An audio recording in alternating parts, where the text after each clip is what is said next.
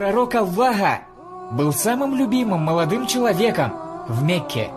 Был топовым парнем. Он был парнем, которого любили все девушки. В том обществе его любили все. Ас-Садикуль Амин. Самый честный и заслуживающий доверия молодой человек. И потом ему была ниспослана религия. Ему было сказано, что он пророк Аллаха. И ничего не изменилось, он остался тем же парнем. Из честного, правдивого он превратился в самого ненавистного. Над ним издевались, его унижали. Ты думаешь, у тебя большие проблемы? На пророка Аллаха плевали. Плевали ему в лицо, саллаллаху алейхи вассалям. Пока он молился, пока он был в намазе, пришли и вывалили кишки животных. Кишки мертвых животных. Положили ему на спину в намазе, саллаллаху алейхи вассалям. Издевались над ним, унижали его. Вредили его семье, саллаллаху алейхи вассалям. Так что не приходите ко мне со своей мыльной